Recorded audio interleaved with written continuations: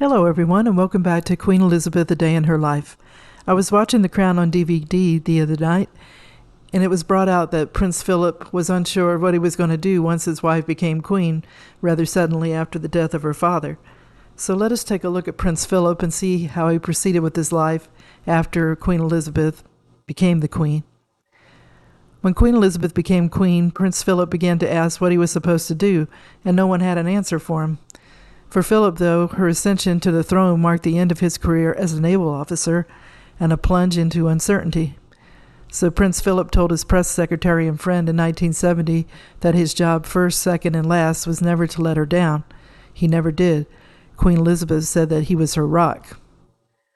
His duties: Prince Philip was a restless one, and he promoted British industry and science and environmental preservation long before it became fashionable, and traveled widely and frequently in support of as many charities. He attended an average of 350 official engagements a year on behalf of the royal household. Philip engaged in a variety of philanthropic endeavors. He served as president of the World Wildlife Fund from 1981 to 1996, and his international award program allowed more than 6 million young adults to engage in community service, leadership development, and physical fitness activities. And in 2011, to mark his 90th birthday, Elizabeth conferred on him the title and office of Lord High Admiral, the head of the Royal Navy. In May 2017, it was announced that Philip, who was one of the busiest royals with more than 22,000 solo appearances over the years, would stop carrying out public engagements in that August. So his last solo event took place on August the 2nd, 2017. Prince Philip oversaw the modernization of Buckingham Palace after the Second World War, as well as reorganizing Balmoral and Sandringham estates and becoming the Ranger of Windsor Great Park. He wanted to make the royal household and the monarchy less stuffy, not to have so much formality everywhere, and he was influenced by his naval career. He wanted things to be friendly within a disciplined environment, not formal and overly stiff. So the Queen's press secretary stated, "Sometimes I went to see the Queen about a work matter, and she'd say, 'Have you talked to Prince Philip?' If I said not yet, she'd say, 'Run it past him or talk to him about it.' So he was easy to talk to and encourage dialogue, and it's the mark of a man that has tremendous loyalty from his staff."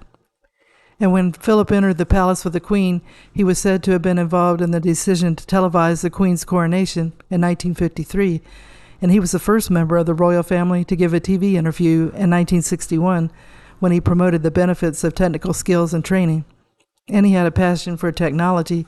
In recent years, he enjoyed his Kindle until he got mad at all the ads in the books that he wasn't interested in reading, so he threw it in the bath. Why wasn't Philip named a king? According to Bazaar.com, the spouse of a ruling king or queen is often called a consort. In British royalty, the wife of a king is called a queen consort, but the husband of a queen is called a prince consort, not a king consort. So Prince Philip was also given the titles of the Duke of Edinburgh, Earl of Meredith, and Baron Greenwich upon marrying the Queen in 1947. In 1957, the Queen made him an official prince of the United Kingdom. Well, Prince Philip, he was also an artist, and once he retired, Prince Philip had time to paint. An art exhibition for his 90th birthday in 2011 celebrated his works as an artist, displaying his paintings as well as his designs for jewelry, including a bracelet for his wife and stained glass windows that were part of the Windsor Castle restoration after it was damaged in a fire. And he painted a picture of the Queen reading a newspaper in 1965. The painting was entitled "The Queen at Breakfast, Windsor Castle, 1965.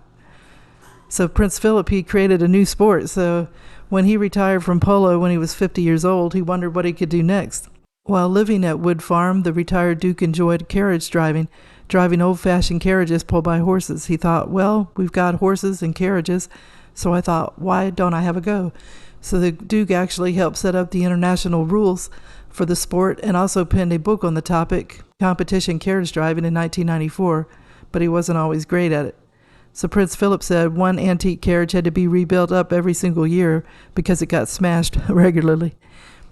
The prince was an environmentalist.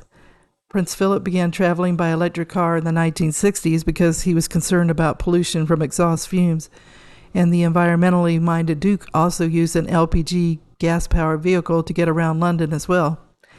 according to RD.com. And he was a pilot.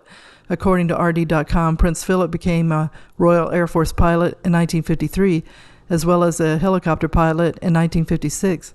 He also earned his private pilot's license in 1959, and according to the royal website, the airman has logged 5,986 hours in 59 types of aircraft. His last flight was August 11, 1997, to the Scottish Isle of Islay. Prince Philip was also the first member of the royal family ever to fly out of Buckingham Palace garden in a helicopter. He was modest. Prince Philip's his son said his father was modest, and that he said, "Don't talk about yourself. Nobody's interested in you." So the royal staff loved Prince Philip.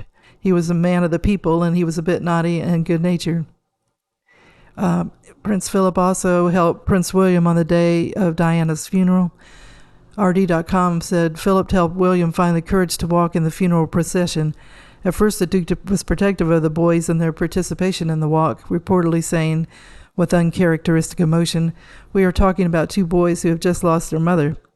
But as Prince William wrestled with the decision, he gave the young man strength and support. "If I walk with you, walk with me?"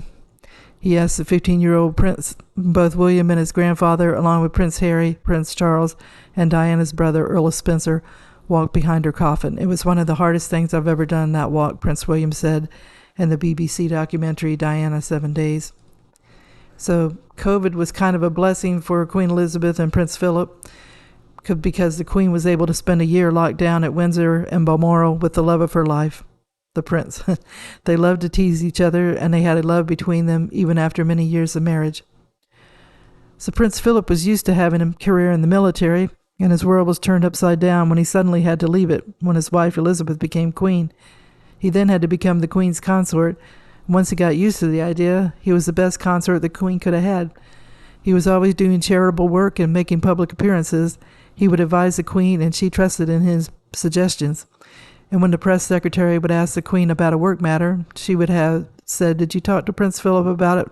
He always knew what to do. It felt like the Queen always made the right moves. Her parents weren't too happy about her choice in a husband, but it looks like Queen Elizabeth made the right decision. Prince Philip and Queen Elizabeth were made for each other, and most of all, they had love for each other. Philip made Elizabeth's time as queen an easier one. She could have done it without him, but it wouldn't have been as easy or as fun.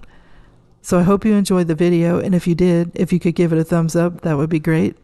Also, if you haven't clicked on the bell yet, if you could, it will give you notifications whenever a new video is released. Well, I hope everybody's been having a good day, and tune in again soon for another episode of Queen Elizabeth, A Day in Her Life. Thank you. Bye.